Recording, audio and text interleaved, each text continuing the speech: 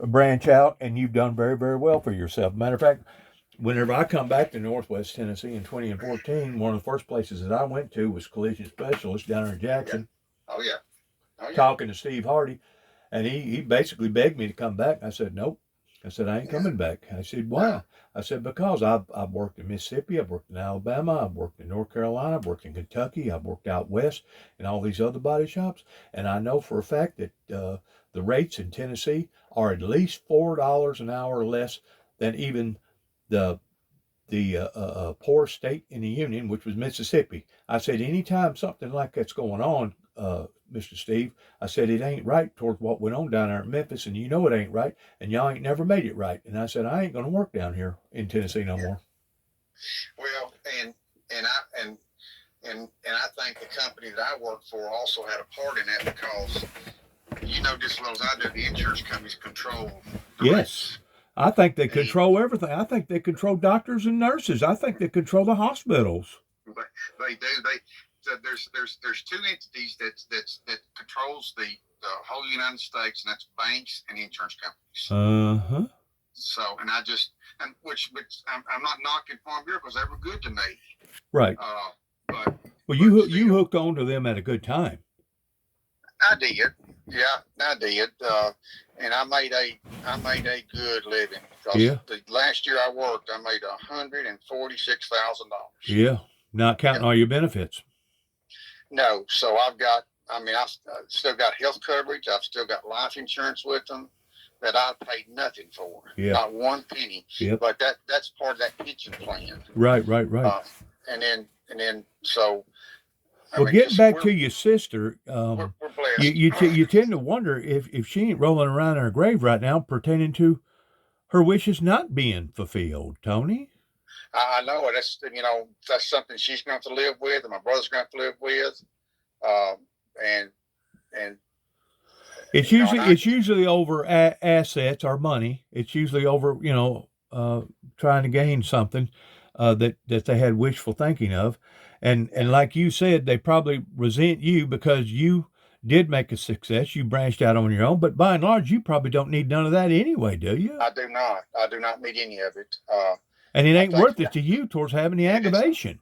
It is not. Right before she passed away, she wished for an iPad for Christmas, and I went and bought her one. Good for you. And you know what? That's the only thing I got.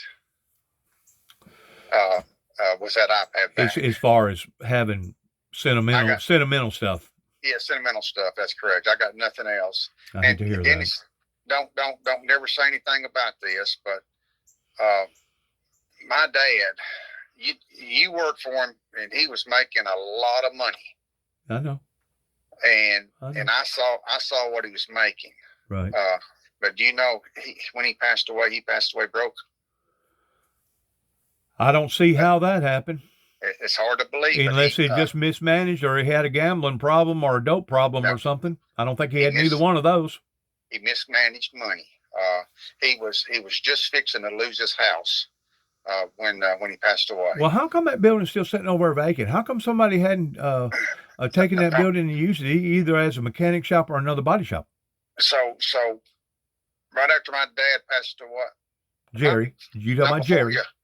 Yeah, before he passed away, he sold all that. Oh, okay. Is that why that big van sits out there?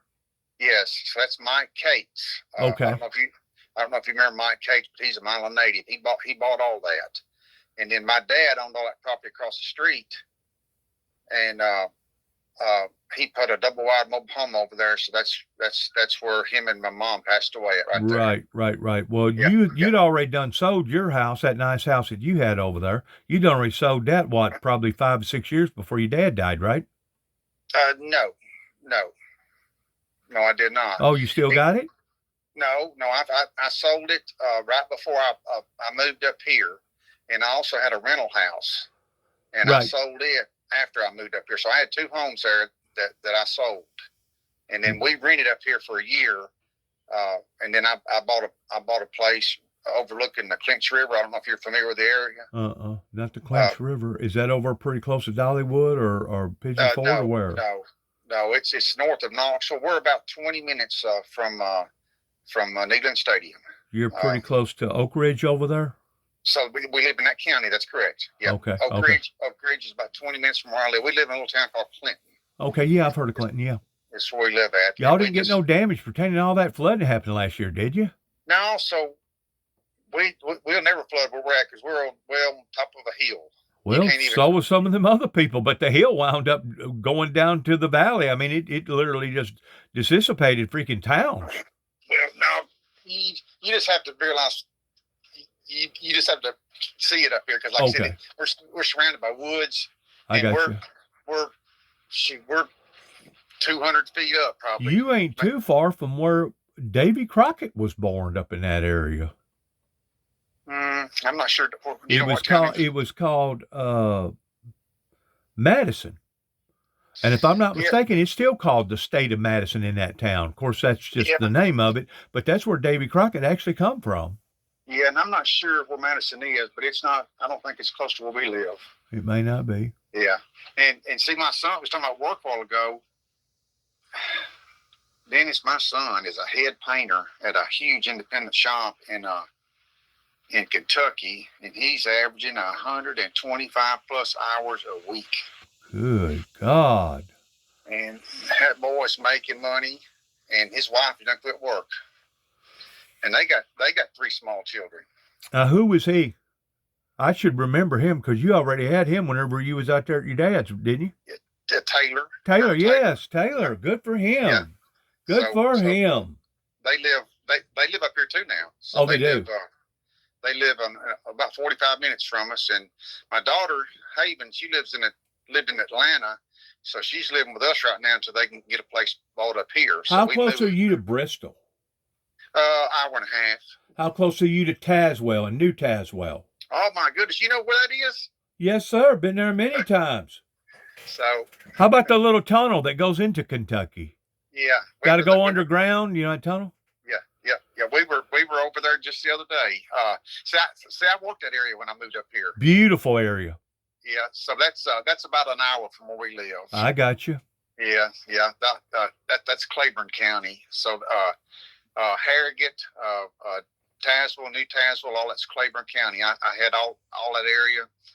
I had probably 4 or 5 shops in that one county right there. I bumped into a group of people called the Yahweh Believers, or the Seventh-day Keepers, that basically was a bunch of snake handlers up in that area. I don't know if they still do that stuff or not. I think they outlawed it. I wouldn't. Listen, there's some areas up here that you don't go to. I know. Like Cocke County. You ever heard of Cocke County? Yes, sir. You don't go over there. Moonshining, marijuana growing, snaggletooth hillbillies that some of them you can't even hardly understand because they speak that brogue. They got such of a brogue, that English, old English brogue. Do you? I don't know. Do you know what got us up here? Yeah, you went to work for Farm Bureau, and I guess the opportunity just come about. It did not. No. You had to make your own ways then. Well, my daughter come up here, and another perk we had with working for Farm Bureau, or I had working for Farm Bureau, is they paid 50% of in-state tuition. Okay, good. Wow, that is a plus. So she wanted to go to UT Knoxville, so gotcha. we committed to it, and she wasn't there. She wasn't there a month. And we were getting phone calls after phone calls after phone calls, crying and wanting to come home. And I told Rhonda, I said, we're not going to do it. I said, we committed. She's going to have to go. And so I went to my boss. And I just said, hey, I got a situation here. I said, I'd like to transfer if I could. He said, you were stationed out of Jackson, wasn't you? I was, Jackson and Dresden. But I said, I'd like to spend my remaining years in East Tennessee. Well, just so happened, Tony, we got a guy fixing to retire up there. Good for you. Doing the same thing you're doing. Good for you. I mean, the next day he called me and said, "Well, start packing your bags." It could have been better timing. It couldn't have been. But God works in mysterious ways. Yes, He does.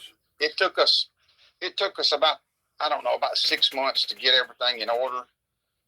selling our house, and but if you was making that kind of money, you probably done already paid for your home, and you're probably set back pretty well set, ain't you? We'll As far as retiring off of your pension and everything, I mean, you could probably fish in one of them creeks over there for the rest of your life and not hit a lick of a snake and still make it all right. Well, I can just tell you, the last year I made that kind of money, yeah. Which I don't make that kind of money now, but we don't, our lifestyle still hadn't changed. And I'm good. I'm been retired 2 years. Good for you. And you was younger than me. I'm 64. No, I'll be 64 this year. How old are you now? I'm 64. I turned 64 in March. Well, see, I turned 64 in October. And see, Rhonda's 1 year younger than me, so she's 60. She'll turn 63 in October. So I'm actually about 5 months older, or 4 months older than you. Yeah, you are. Yeah, I thought we were pretty close in age. Well, I hate that about you and Keith, man. Is there any way that you still keep up with him, maybe through Trimmer or something? Towards if he was to croak, at least you'd know it. Now Trimmer don't even speak to me too, because I stopped by there to see him one time, and I think he got mad at me because he thought I had something to do with my son moving up here, and I told Taylor, I said, that's your decision. I said, you know, if you want to move up here, I said, we'll support there are some vindictive people around here that hold your feet to the fire. That's very vindictive, ain't they? He wouldn't even speak to me, but his son would. Now his son, took because Paul would, like I said, he just walked away from the one that he had from Donna. Yes, that's correct. The youngest boy. The youngest boy. Trying to think what his name was. I have those memory losses sometimes. Well, we all do. But anyways, Paul wouldn't even talk to you. No. That shows you how sorry he is. He was kind of halfway sorry whenever he was getting his feet wet with y'all towards getting into the painting industry. In addition to him being hard to get along with half the time, but Paul kind of was bullheaded, wasn't he? Yeah, he was. But now we don't. The only when we go back to Milan, we don't even go to Milan. We go to Dyersburg. That's where Rhonda's from. Right. So we were there. Now, don't she still have a brother in Gunnison, Colorado, or something like that? No, it's a cousin. Oh, it's a cousin. So just to tell you how things can change in a blink of an eye. He got COPD, just breathing problem. He can't breathe. So I feel so sorry for him. But he lost. He had to quit, and now he's in the process of trying to get SSI or disability, and that's a lengthy process. And they're selling everything. So yes, it is. I hate to hear that about her brother. Well, no, that's her cousin. Yeah. Okay, we're talking about the one in Dyersburg or the one in Colorado. The one in Colorado. Okay. Yeah. Really, I hate to hear that. Sure enough about him because he seemed like a real good dude. At the time, whenever I went through there, he was working for a dealership out there. Yeah, but he went to work for an independent. So okay. As soon as I retired in 2023, so in the spring of 2024, we made a road trip. We wanted to do this forever, and we were financially able to do it. Beautiful up there. Beautiful. We were gone. Well, now we didn't go just there. We went to, we left here and went to Niagara Falls. Then went through Canada, northern Michigan to the Great Lakes, and then we went to Yellowstone, Mount Rushmore. Wow. Went to the Grand Canyon. Hey, Tony, regardless what they say about America, it's still one of the most beautifulest places on the planet, I believe. It's unbelievable. Unbelievable. Sure is. But we chose these places because we've never been to them. Sure. But we were gone almost a month, at about 7,000 miles on our car, and went through 26 states, I believe. And then we come back on Route 66, coming back home. Yeah, but that's a good route. We had no reservations nowhere. We just drove until we got tired, and we'd make stops and see certain things. In other words, you were playing it off the cuff. We were. So now we're planning we're planning northeast. Okay. Up towards Washington, Maine, D.C., Boston, Washington. Yep, all up through there. northern New York. Yep. It's beautiful up there too, Tony. Especially along about fall. That's the time to go up there. Yeah. They got some beautiful colors up there, man. It ain't all like Colorado. Colorado's all right, but I couldn't adjust to all seeing all that gray up there pertaining to the rocks. You know what I'm saying? I actually was going to set up camp in Basalt, Colorado, just outside of Aspen. And because I got involved in that stuff out there in Oklahoma City, Oklahoma, even though the guy promised me a job, him and his wife, even though I'd already went through orientation and I didn't have no felonies and I peed in a cup and didn't show up hot, they still come to me and said, Dennis, we can't have you up here working for us. I said, well, you've already hired me and my tools is already in your facility. Well, you're just going to come up here and get them is all we can say. And I said, well, I'm going to tell you what, I'm going to come and get them, but at the expense of $2,000 because you hired me while I was working in Knoxville, Tennessee, and I drove all the way up there for my expenses. And I feel like that's a low price for me to already done unload these boxes. And now you're telling me that I ain't welcome here. And I fulfilled your wishes towards not having no felonies and being able to pee and it not show up hot. And they shelled out the money. Yes, sir. They did. Gladly. Where did you work at Knoxville? Down below Knoxville, right there by the airport. What shop was it called? Do you know? Name out some names. Well, no, I didn't work that area. That's Alcoa. Yeah, it's Alcoa area. Yeah, so that was a county that I butted up to. I think it was a bit. Stennett's? No. Okay. I think it was a building. It used to be a dealership that converted over to a private body shop, but it was directly across from that airport. I'll put it this way. Whenever I was up there working for them, there was a hurricane brewing on the East Coast, and I ain't never in my life seen about 200 or 250 freaking fighter jets come over the Appalachian Mountains and land over in that airport because they was trying to protect them from that hurricane. Yeah. Oh, yeah. I didn't know they done stuff like that, but I didn't either. But they would shift. They would and talk about Secret Service and Homeland Security SUVs everywhere, black SUVs everywhere. They watch their investment, don't they? They do. What? So you haven't worked in how long? After I got involved in all that stuff out west, it was affecting me pertaining to me being able to go to predominant dealerships or predominant body shops, and they would get online and see all that stuff, and it'd freak them out, and they'd let me go. It was haunting me. It was haunting me, and you can't outrun the daggum computer. No. What year was that? Do you remember? What year was the last place you worked? Last place I worked was on record was Collision Clinic in Oklahoma City, Oklahoma. I went back out there in 2013 because they noted I was a good employee, but I just got through spending almost a year in jail over here in Cadiz, Kentucky, over 2 non-threatening telephone calls. Tony, these people thought that I was a monster, and they was wanting to put me in the category of me being a monster simply because I had identified that there was something wrong in them telling the whole truth pertaining to the Oklahoma bombing. And you know what? Since then, it's come full circle. There was a major cover-up in the Oklahoma bombing. You can type it in and look for it. Matter of fact, Tucker, that media guy that got fired, he just done an interview with a woman a couple months ago, and she was not only mentioning places but names, and lots of them. Yeah. And lots of them. There was a whole lot more to that Oklahoma bombing than what the general public was aware of. And whenever I went in there and stirred them up, that was in 2009. Then shortly after that, they come out with a 3.5-hour documentary called A Noble Lie. And then since then, there's been a flood of information to come out about the Oklahoma bombing attached to the 51-day Waco, Texas ordeal down there in Waco, Texas. I remember that. Yeah. Change the subject. You said about your son a while ago. Didn't you have a daughter also? No, I only had a stepdaughter. Her name was Amanda. Okay.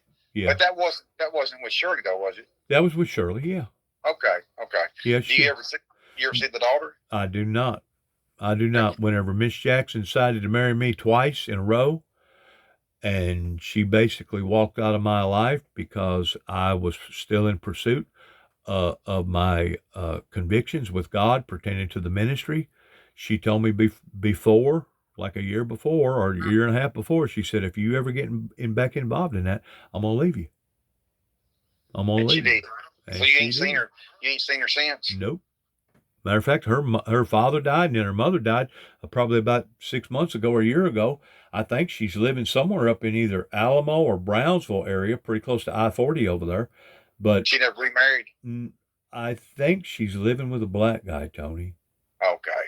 I do know this. She had a brother-in-law by the name of Charlie that married her younger sister, Judy. I just got off the phone with him this morning, and he did make reference to her about Nicholas's death. Yeah. Like I said, he run into the back of an 18-wheeler driving a dump truck. A dump truck that one of them bob nose trucks that don't have a hood and fender and a frame in front of you. And basically, whenever he hit it, it basically crushed every bone in his body. It took the front of the windshield and put it to the back. Probably killed him instantly too. I just imagine it, and that's a good sign in a way because he didn't go through no suffering. That's correct. Yep, he probably seen it coming, but he probably never felt it. Yeah, didn't have time to feel it. Something like that, just bam, you know what I'm saying? He had a pickup truck first, knocked it off the road. Then he hit the back of an 18-wheeler, Walmart trailer on an 18-wheeler. That's what really done him in. Then he hit 2 or 3 other vehicles, totaled those out, and he had enough momentum. Even after doing that, the vehicle, the pump truck lurched off to the side and hit the end of a bridge railing and still took out 75 to 100 foot. Of course, those bridge railings on the end, they got those safety harnesses in them, but still, that's a lot of daggum sheet metal he was pushing around. And believe it or not nobody got killed and not nobody got injured. I can't believe that. Is his mother still live alive? Yeah, she down there in Memphis, Vicky. Okay. That was my first wife, Vicky. She's still down there. And this has tore us up. I mean, you lose a child, you lose your only child. That's devastating. It's not the way it's supposed to work. Right. It's not a natural event. And he was really just getting his feet wet. He'd been working for a company making about $100,000 a year down there in Montgomery, Alabama. Just recently bought about a $385,000 house in a nice community, a gated community with a lake in behind it. And he had went to some sort of a seminar down in Dallas, Texas about a month ago, and 2 people approached him and said, we'll give you $10,000 a week if you will agree to go get this truck down in Phoenix, Arizona, and bring it back to us in Mississippi. And he jumped on it. That's $20,000. And believe it or not, his bosses that he was working with actually supported the ideal. They actually helped him go through the process of getting his own tax exempt. And he was on top of the world, man. Just got through having a little girl about 2.5 years ago. He brought me a beautiful granddaughter. He recently remarried a Ukrainian girl from Ukraine. What brought her over to the States is she was married to an Army guy for several years. She's got a daughter, I think 18 or 19 years old. I've never laid eyes on her, but from the picture, she looks very, very, beautiful and intelligent. And she's a nurse, so she's got a head on her shoulders. The only thing I can say that's going to save her and the baby, providing that they didn't have insurance on the loan that they took out pertaining to the house in Huntsville, is that Nicholas was smart enough that he'd already paid for a house over by Millington, this side of south of or north of Memphis, over there in the Woodstock area. And his mother was renting his house from him for about $1,000 or $1,200, which was a good deal in a good neighborhood. And I guess if worse comes to worse, she may end up having to go down there and buck the system a little bit with his mother. Yeah. Like I said a while ago, life can change in a blink of an eye. It sure can. Yeah. My grandchildren, I got 3. Do you? By 7. your son up there? Yeah, 7. Let me see, 7, They're adorable, ain't they? They're adorable. 7, 9, and 11. They're adorable. Yes. Oh my goodness. God, that's the greatest gift. God's greatest gift. Yes, it is. I'm telling you that we see them every day. The youngest had a birthday party over here yesterday, and it's just it's just hard to explain. Tony, I'm proud for you, man. I'm proud for you. First of all, you was smart enough to get out of that trade and to get into a different trade. And I'm proud for you that you had the gumption or the gall or the guts or whatever you want to call it in leaving Northwest Tennessee and going over to East Tennessee. I've always wanted to live up in that area. Believe it or not, Tennessee is 3 different divisions, and you can go in one division that is just as different than the other. That is correct. You was talking about body work a while ago. I can't get away from it. I'll tell you a story here. My mother-in-law passed away 7, 8, 9 years ago, and she bought a brand new 1995 Nissan hard body pickup. Okay. So her and my father-in-law was separate or divorced. Okay. So right before she passed away, she sold it to him. Okay. And I tried for 10 years to buy it from him. He called me one night on Sunday night drunk. And he said, "You still want this truck?" And I said, "Yeah, I still want it." And he said, "Well, you bring me, I think, $1,500 and it's yours." I said, "Well, I just don't have $1,500 laying around." I said, I'd go to the bank tomorrow and get it. But you had to drive all the way down there to Dyersburg to pick it up, didn't you? I did. So I went and got $1,500 out of the bank. Next day, went down there and got it. First of all, I called him when he was sober, and I said, "You remember talking to me last night about that truck?" And he said, "Yeah." I said, "You still gonna sell it to me?" He said, "Yeah." What was you buying it for? More of sentimental value? Yeah. So when Taylor got married, he needed a small truck, so I just gave it to him. There you go. And then he got in a financial bind when he first moved up here, and well, that's easy to do. Starting out. It is. So I give him some money, and he's having trouble paying me back. And I said, "Son, I'll tell you what, I'll make a deal with you. You give me that truck back, I'm gonna wipe your debt clean." There you go. What? Yep. I said, "You give me that truck back." I said, "I'm gonna wipe it clean. You won't owe me nothing."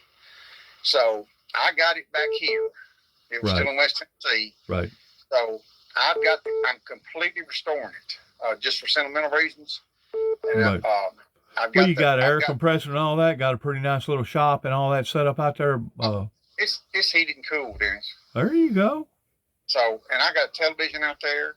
I figured you'd probably have a muscle car or two out there, because you being associated with the auto body industry, you probably run up on some good deals with the insurance company, don't you? The only thing I've got a sports car, a little sports car. I call it a sports car, a little convertible. Corvette. Yeah. Huh? Corvette. Oh no, I can't afford no Corvette. What you got? MG or something? No, I bought me one of those little MX-5 Mazdas. I got you. It's a. They're fun to drive. Yeah, but I hate to get in and out of it. I really bought it. I guarantee you I can get out. It's in my shop. I guarantee I go out there right now and try to start it and battery's dead. How's your health holding up, Tony? Oh, I'm good. I've got the only thing I take 2 pills. I've got a blood pressure pill I take, and I've got a little heart pill I take. But other than that, I get a physical once a year, and I've got rheumatoid arthritis, and they put me on a bunch of medicine for that. And Dennis, I don't have a pain in my body. I don't take no medicine for rheumatoid arthritis anymore. Good for you. What do you go the urban way or something? No, I just don't take anything. Okay. God's healed you then. I was diagnosed with that when I turned 50. Like I said, I'm fixing to be 64. I've had both knees replaced now. But that's just, I think, from being in the squat and working on concrete all the time. Probably. Walking on your knees on concrete, that'll have an effect on you. That's the best thing I ever had done, is have them knees replaced. Really? Yeah. And I had my left ankle fused last year because of that old injury I had of falling off a building in 1979, and I had a little bit of problems pertaining to soft tissue infection. But at the end of the day, My insurance company wound up being out $487,000 on me last year. Oh, yeah. On a left ankle fusion. Do you believe that? I know. These knees cost $200,000 each. That's crazy, isn't it? It's crazy. There's no reason it should cost that kind of money. Especially whenever you get to looking at workman's comp, pretending what they claim that a whole leg is worth. Yeah. What's a whole leg? I think $15,000 if you lose a leg. A finger worth maybe 3 or 5, and a hand, they goes up in. They got you basically weighed out that way. But I don't think it exceeds more than what, $75,000, $85,000 for if you're paralyzed from your neck down, pretending what you're actually worth, and I don't think that's right. I think it's pretty sorry in the state of Tennessee, but there ain't nothing I can do about it. But system's broke. But to go in there and have an operation and cost that kind of money is crazy. I know it. It's just the system's broke. It is, isn't it? It's become scary, hasn't it? Ain't nothing nobody can do about it. Let me ask you this: you think we're going to default? I don't see no other way to recorrect the problem. Do you? I don't. They've been talking about that for years, but they just print more money. Well, the way Elon Musk talks, come December, something big is right around the corner that's going to affect us worldwide. And I bet you they're fixing to go over to a digital system. Yeah. Well, see, a cashless society. They've been talking about that too for 10, 15, 20 years. So we used to have season tickets to the Tennessee Vols, but they got so high we couldn't afford them no more. Starting this year, you cannot buy anything in Neyland Stadium with cash. Really? It's cashless. Well, I've been to hotels there in Nashville, and this was probably 10, 12, 15 years ago, that they wouldn't let you pay your room in cash. And I asked them one time, I said, why can't you use cash in here? Well, we live in a very high crime area. We just don't want to have cash in our cash registers. That's what they use as an excuse. But believe it or not, it's a whole lot easier to do it digitally now. It is. We use a debit card too a lot. We just don't carry cash on us. But the places up here, they're not telling you now, so they're charging you an extra 3.5% just to use your debit card. I know they do. I got so mad one day over less than $1. Rhonda come out and said, "You embarrassed me in there." I said, "I can't help it." I said, "It's a principle." Yeah. They charged me an extra 90 cents to use my debit card. I know. It's just how about all these natural catastrophes, Tony? Have they not increased in velocity and every way else? Well, here's the deal, and I know you know the Bible. Yep. It's the predicted for it to. It's predicted for it to occur this way, isn't it? That's correct. Do you think it's got to do with what we're doing to the planet? I don't know. I can't answer that, but God plainly said that He would never destroy the earth by flood. The next time it's going to be by fire. Right, but you also got to recognize where Christ said that as you shall see the days approaching, and no flesh shall be saved, pertaining to something major going to happen on the planet to cause basically the extinction of mankind. Yeah, I just think we're closer now than we've ever been. I know we are. And I've always said this. And do you still go to church and believe in the Bible and all that? Oh yes, yeah. But so here we watch more on TV. So when we moved up here, that's when COVID hit.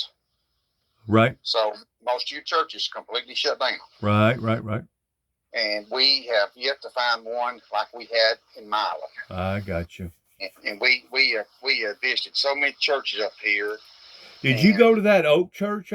Just right down below y'all there in Milan? I went to First Baptist there in Milan. Oh, okay. You went to the First Baptist. Yeah, so we're still members there, and we still give some money to them. David Mayo goes out there. Yes, he does. You know David? Uh-huh. So. Yep. The Mayos was lived right beside of me. Yeah. Yeah. Whenever we lived over beside Harrison's, Harrison's has done extraordinarily well. He has. In a little town, he has done great. Yeah. Matter of fact, this year, because it's been so wet over in Northwest Tennessee, he said he was selling one of those nice mowers, about one a day. He was actually See, complaining about the business being too good. well, see, I think Kathy has played a lot in that too because she retired, so she went to work there, and she's kind of got it in better shape than it was when Well, he. whenever they closed the Milan Arsenal, that affected Milan big time there for a long time, didn't it?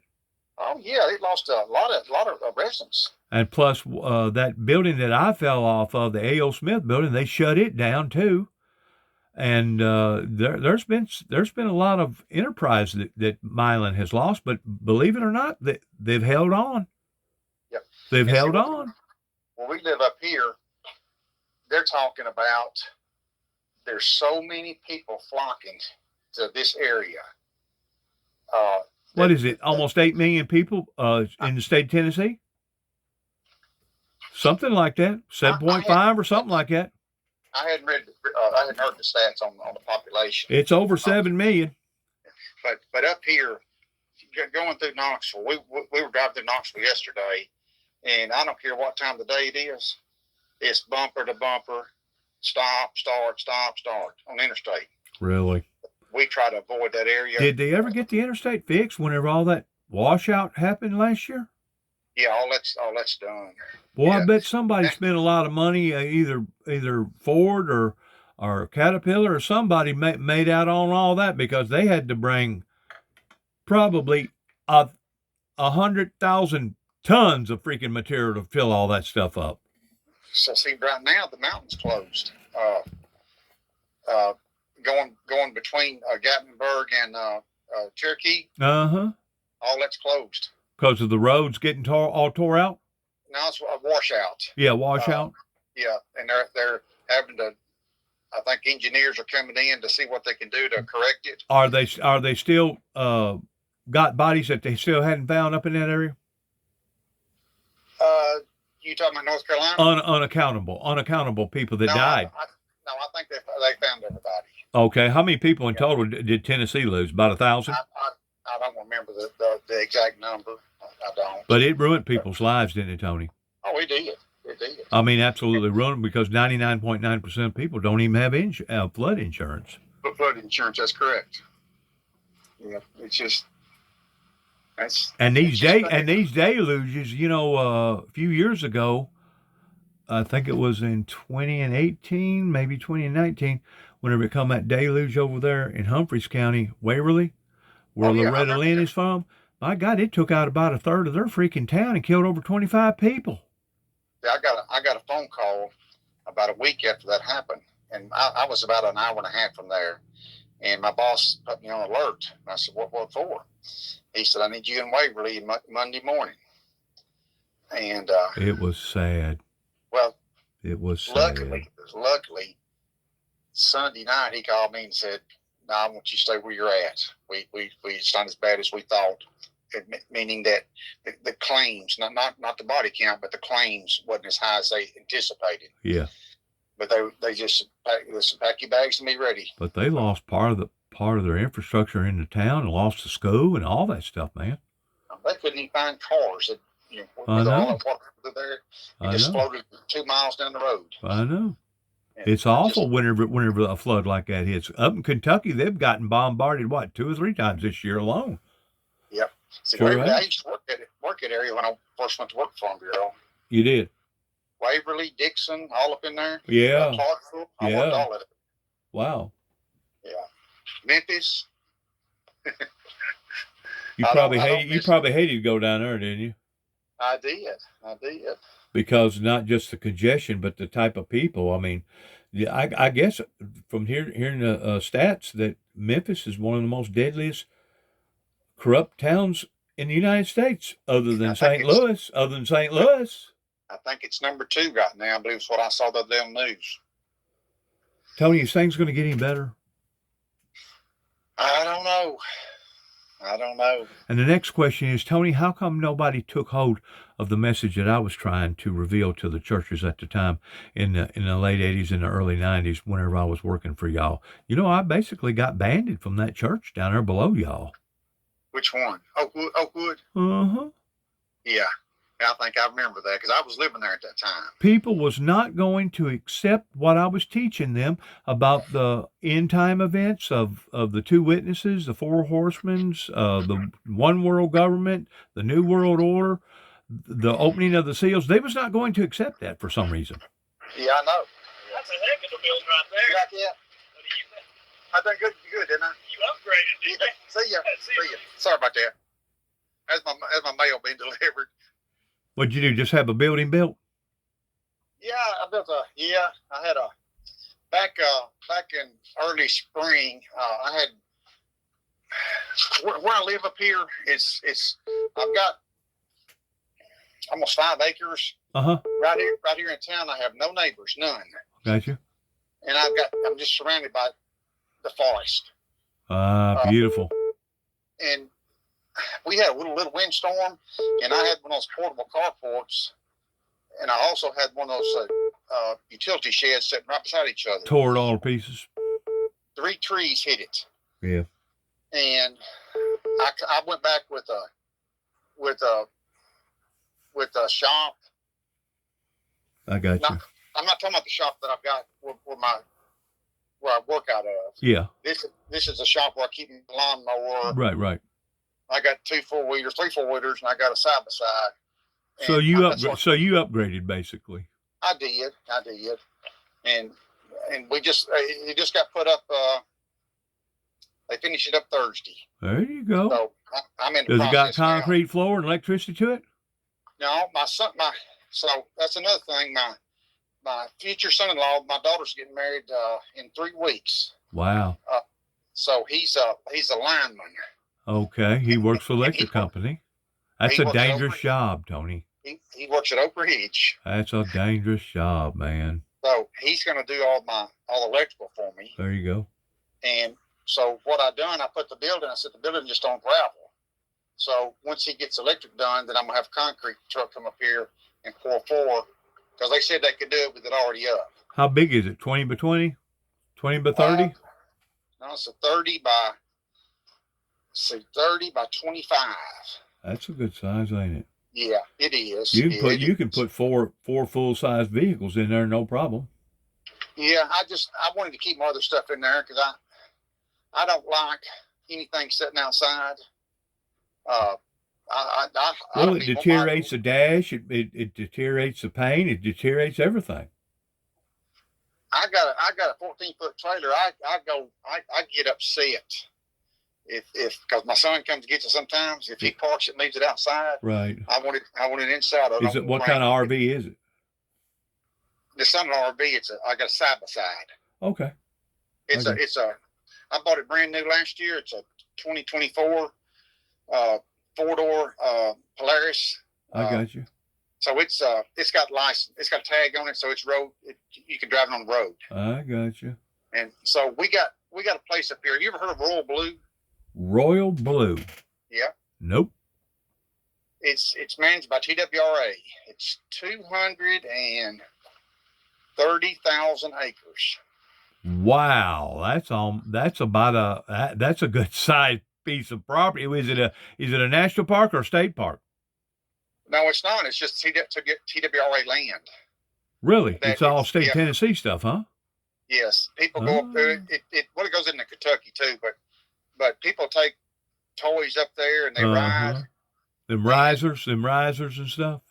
Yeah, but we didn't want nothing like that. So. Mules and risers and everything else.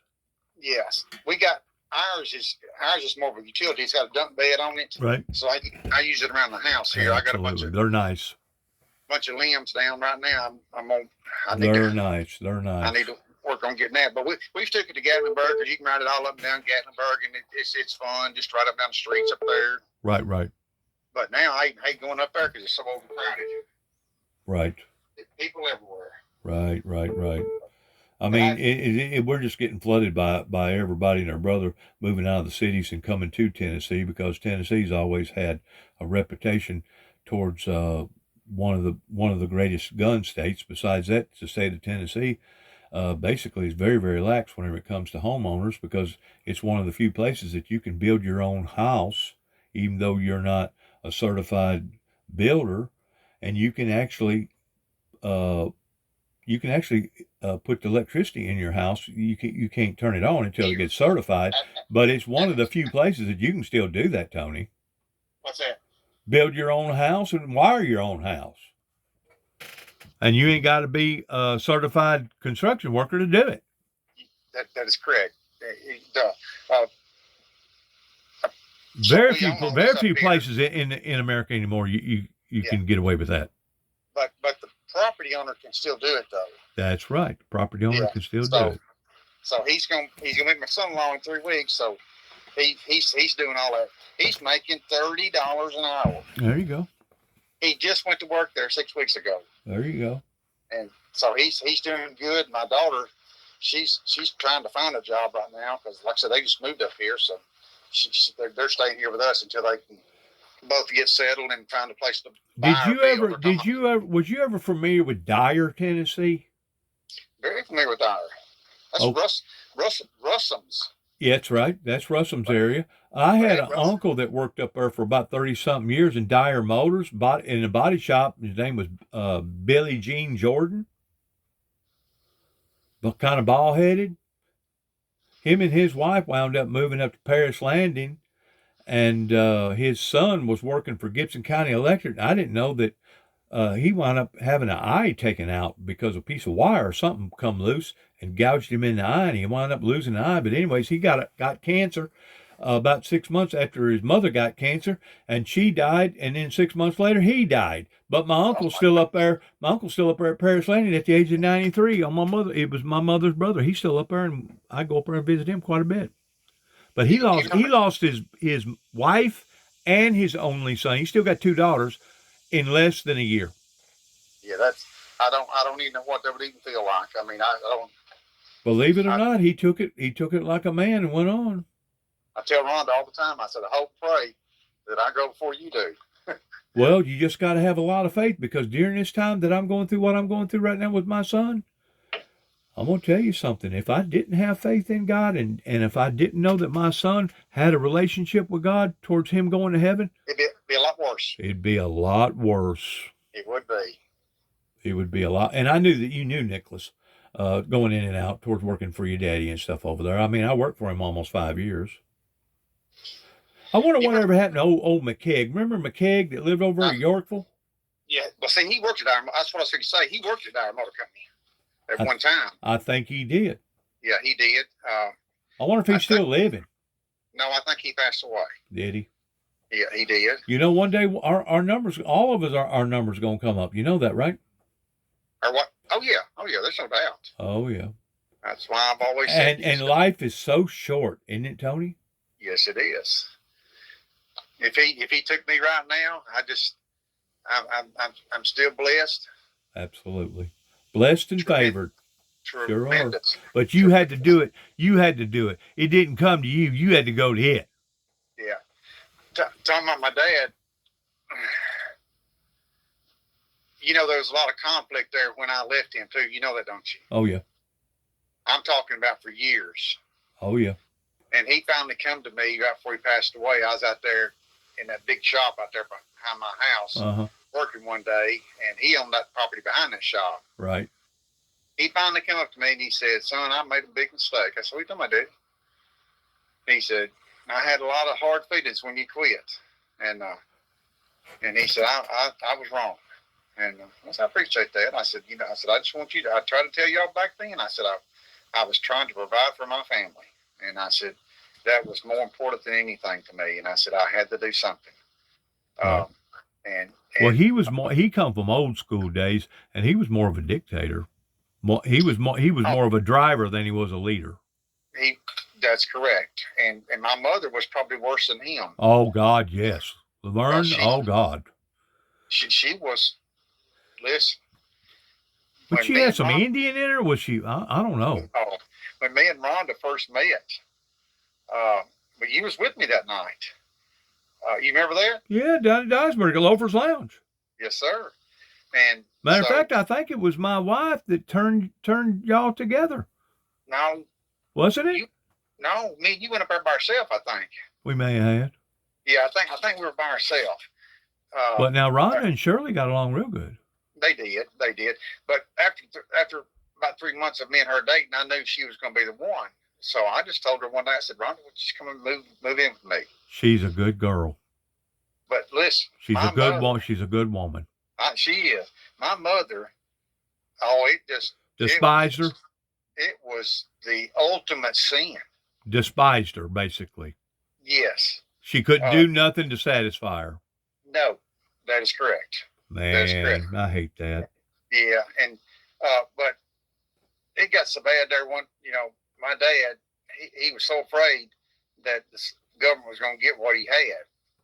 So one day he come over there and he said, "I'm going to give you a certain strip of land out here, and which this shop is half on your property and half on mine." That was before I come to work for you, Dad. I didn't come to work for him until 91. What year did he go into business? Do you remember? 77. Really? He had been over in that area that length of time, because he originally come from the Savannah area down around Adamsville, didn't he? He knew Buford Pulser and all that stuff? No, Henderson. Henderson. Yeah. But he did know Buford Pulser. Yes. We moved to Bradford in 72 or 73. I got you. And then you moved back up towards Milan. That's because he was working for an insurance company in 72 and 73. Did he know anything at all about mechanic work or body work up until that point? No, he started doing body work the year I was born in 61. But was he already familiar with working on cars? Yeah, he worked from 61 until probably the early 70s. Over in Hendersonville. For a place called Liberty National Insurance. They sold life policies, cancer policies, and things like that. But he always wanted to get back in the body shop business. So that's when, in 73, that's 72 or 73, that's when he bought that land there where the shop is. I got you. So that's when he got back into the body work. And that was just me, and I think I started part-time in 77. I wonder if Bob's still living. It used to live up there at Huntington. Last I've heard, he is still living. Wow. Because the last time I did actually have a conversation with Paul, Bob was still living? Bob was still communicating with Paul. I got you. Yeah, but now Bob did lose his wife, though. Now she has passed away. Oh, really? Yeah. Bob, he was kind of old school too, wasn't he? He was. But man, he could take a vehicle and pull it back together again, couldn't he? He was a decent body man, wasn't he? On big stuff. He wasn't all that good on little stuff, but on big stuff, he could fix a daggum wreck. He could, but his fault was, and we all have faults, but I think he struggled with mud work. He wasn't a perfectionist whenever it comes to the final detail. I know that. Yeah, because I just remember he would always work. How about Patrick Flatt? So Patrick lost a child back hurts. Probably 10 years ago. I lost mine. I know what it feels like. I talked to Patrick, and I cannot remember what. It was a daughter he lost. I don't remember what she died from. Oh, man. So I haven't talked to Patrick in years. I wonder if he's still married to Vicky. I think he is. Yes. Wow. Last time I seen Patrick, he was living in Bradford. I think that's where he's still living. Really? What I was going to tell you about my dad. Yeah. Is he's so afraid the government was going to get what he had, so he signed a piece of land over to me. Mm-hmm. He quick claimed it to me. Mm-hmm. It wasn't even, Dennis, it wasn't an eighth of an acre. Mm-hmm. But it was just enough to cover that building, that total building, if something was to happen, that they wouldn't get that building. Because like I said, half that building was sitting on his property and half of it was on mine. Oh, okay. So he quick claimed it to me. So we got all done legally. So when I got ready to sell my house, there was still a lot of animosity there.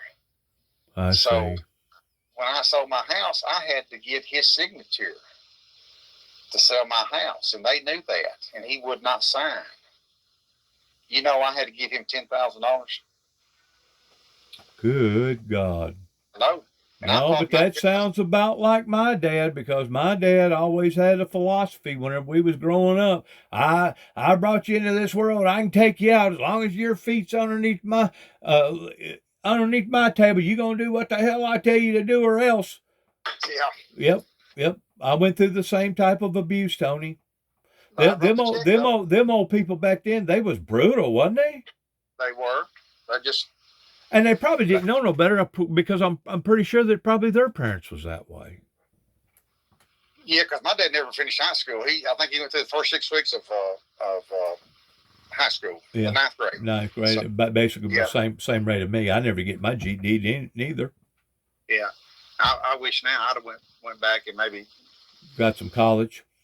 I do, but Learn some of that new math or something. well, right now you look back at it, but in this day and time, you can make more money in a trade than you can with a 4-year degree. Yeah, you can now. They're now starting to turn it around, because they realize now they got a shortage of trade people out there. They do. So just like my son, he's only been there about 90 days, and they give him a pretty nice sign-on bonus just to hire him. Right. But you know what the statistics are right now on kids going to college? They claim that over 80% of all the males wind up dropping out, but 80% of all the females stays in there. Yeah.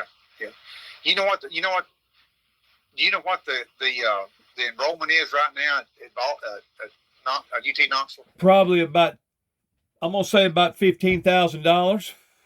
No, the enrollment. The how many kids?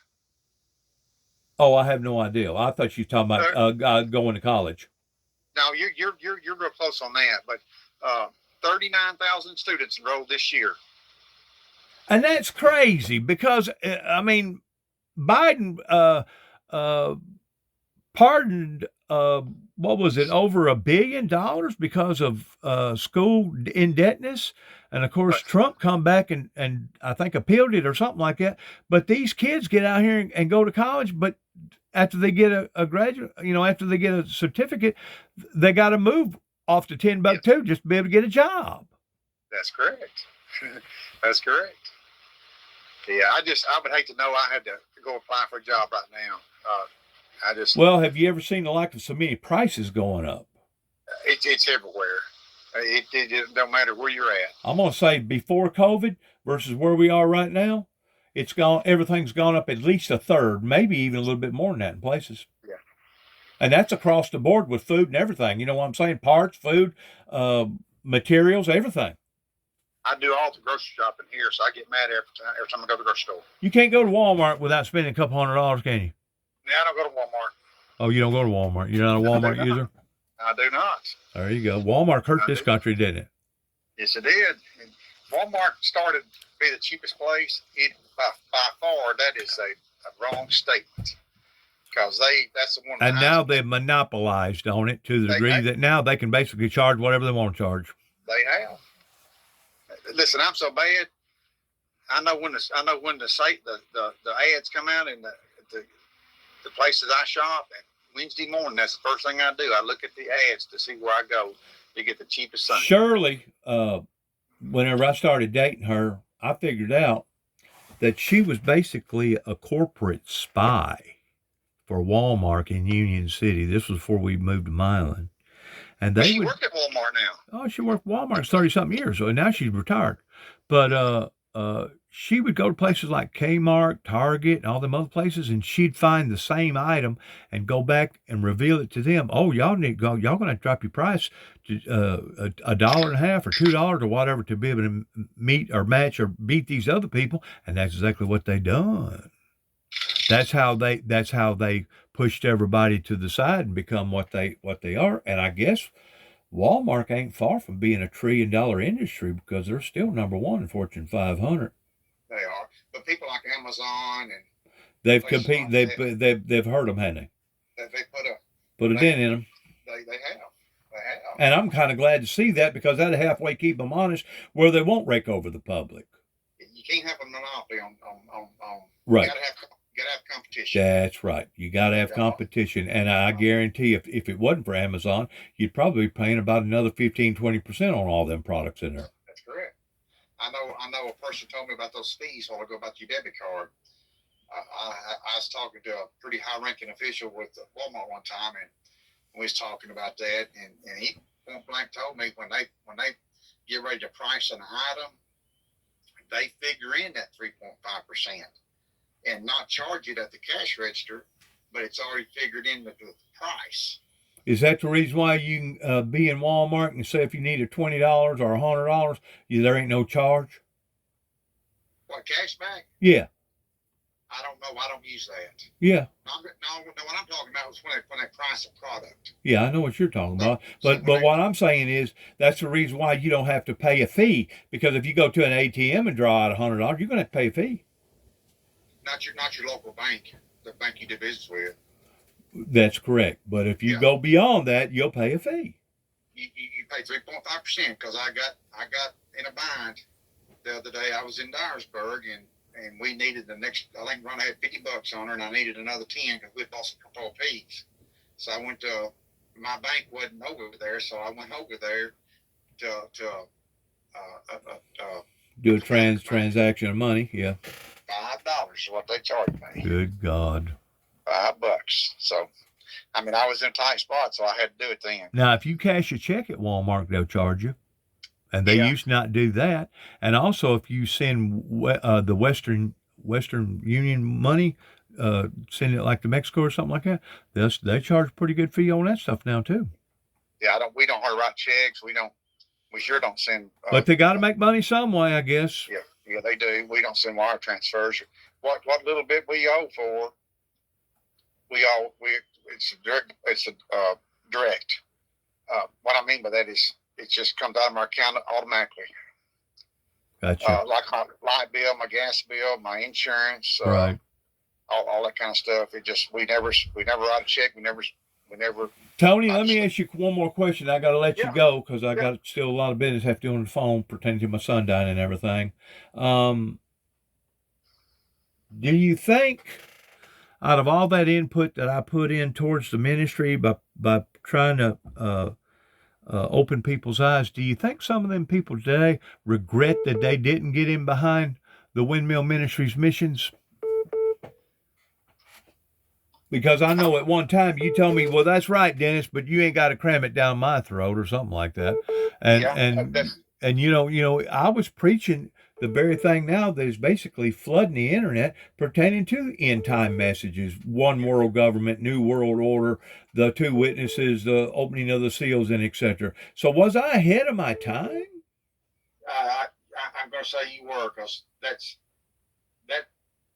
the culture now don't want that, or don't want to hear that. The older culture, but there's been a big falling away in America. Plus, there's been a big falling away out in Europe and all them other places. But at the same time, there is a major revival going on too in different places. You know that, right?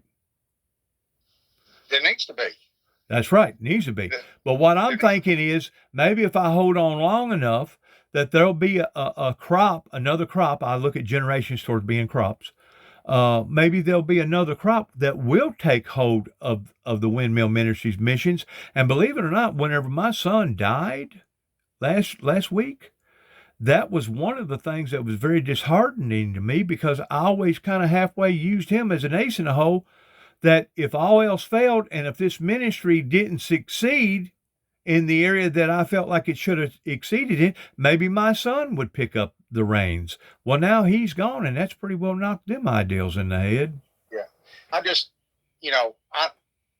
But you do know that the end time message has basically flooded the internet on every level you can think of, pertaining to preachers and theologians and every scientists, even teaching about end time events, because these natural catastrophes ain't getting better; they're getting worse.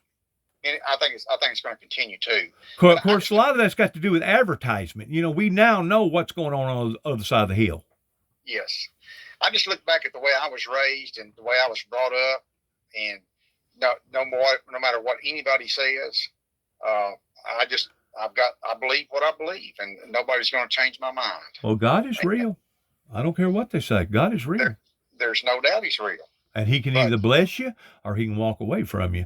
And beyond that point, you're basically damning yourself. You know, whenever it says in the Bible that he'll give you over to a reprobate mind, let you believe a lie and be damned. But it's not that God wanted to damn nobody, because the Bible says that he would prefer for all to be saved and that none should perish. Right? That is correct. So basically, you damn yourself by walking away from God, don't you? You do. But I just don't see how people can live. And maybe this is some sort of a lesson to be given to me in an indirect way. You know, I got a guy that I'm pretty close with. He's basically an investigator from New York, and he's been sticking pretty close to me because he knows how hard this has been on me.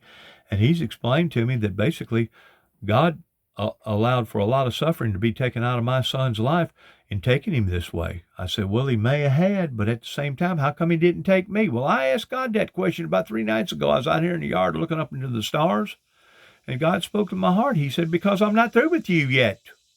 That's correct. I don't see how anybody, though, Dennis, can go throughout life without having the Lord in their life. They're mean, and they're basically doomed. They're already damned. Because you know as well as I do, just because you want to be saved doesn't necessarily mean that you can be saved, because it's the Father that draweth you to be saved. You know that, right? I do. I got our grandkids right now. They're so young. They're asking all kind of questions too. Oh, Tony, be a good leader for them. I am. I'm doing my best. Be a good example for them. That's all you can do. I am. Because I guarantee you there's a lot of people, especially on social media and Facebook and YouTube and all that other stuff. I guarantee you there's a lot of people watching my reactions and how I react and what I say and what I do pertaining to this valley that I'm in right now, pertaining to my son's death.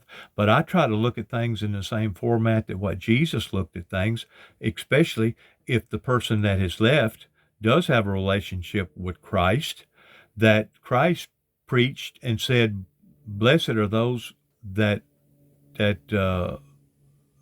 cursed are those that come into the world, and blessed are those who leave the world, or something to that degree, indicating that it's actually better to die than it is to come into the world. And all this suffering in the world today, man, oh man, it is bad.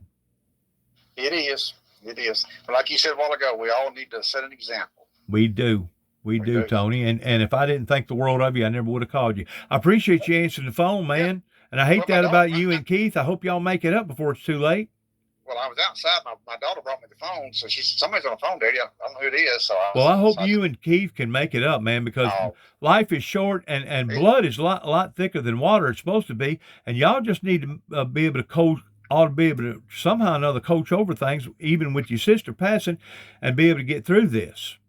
My sister didn't pass. Now my mother. Oh, your mother. Okay. Yeah. Yes, my mother passed away. My sister and my brother still live. Oh, okay. Okay. Yeah. So. But her wishes that what she wanted did not get fulfilled because basically of your brother. Yes, that is correct. That is correct. So they point blank told him they did not want him to move in to where she was living. Within 2 days, they'd already packed their bags and moved in. So. You're talking about that double wide. That double wide, that's correct. Yeah, because that I guess that single wide still belongs to Keith, right? Or did he sell that? No, I think he's renting it. The last I heard, he's renting it out. Renting it out. Yeah. So I talked to Rhonda this morning, still working at Collision Specialist down in Jackson. You know her husband passed away, right?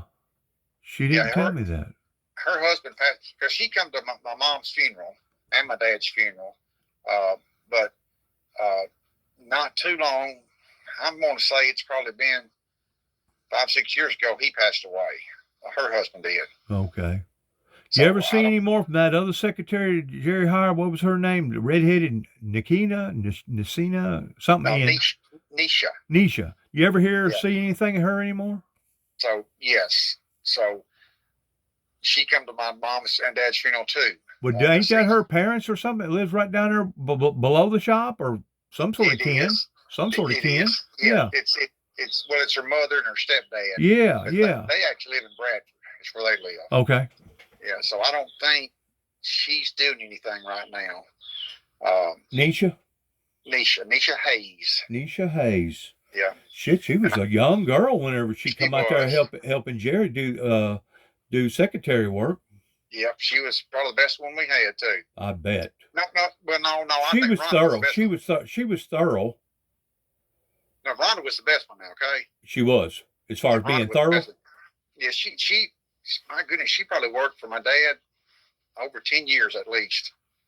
I didn't think it was that long, but I knew it was pretty lengthy time. After I left, she didn't stay very long because she could kind of see the writing on the wall. I don't know if you know this or not, but when I left, I think we had 10 employees. Because when I told my dad I was leaving, he said, I'm going to make some changes. I mean, within 60 days, he was down to 3 employees.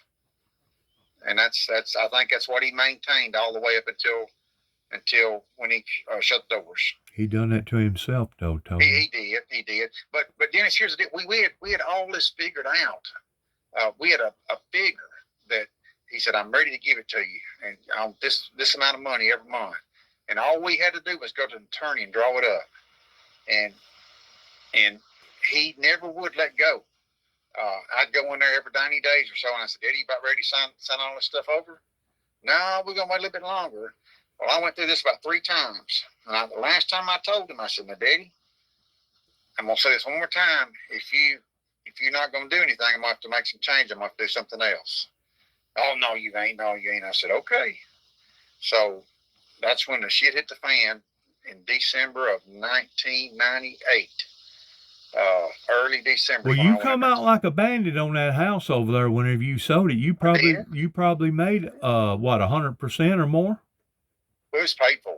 I know it was paid for, but what you had invested in it, you probably doubled your money, didn't you? Or right at it.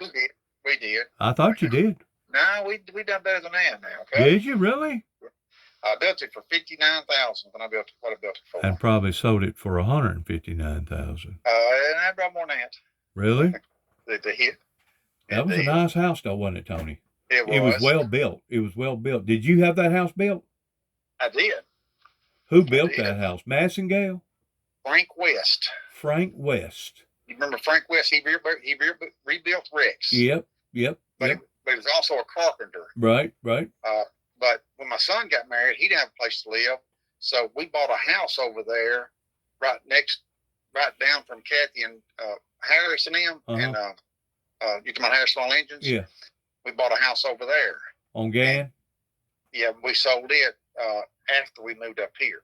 Who's that salvage yard guy that come up in behind your dad there? Man, he's got a big outfit going now, doesn't he? Yeah, that's Dale Nelson. So he actually owns 45 Auto Salvage. You remember that salvage yard up the road there? Yeah. He owns all that now. Plus he owns. I heard he had a brother or something that had a salvage yard up here between Union City and Troy. He owns lots of stuff. He does. He does. Yeah, he's done very, very well. So he's an entrepreneur himself. Then made investments and made it work. I know this for a fact. Not North Side, but that church going out on Atwood Highway. What was that called? I forget the name of it. Assembly of God Church?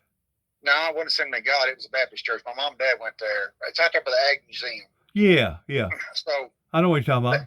They opened a day like a child daycare. Uh-huh.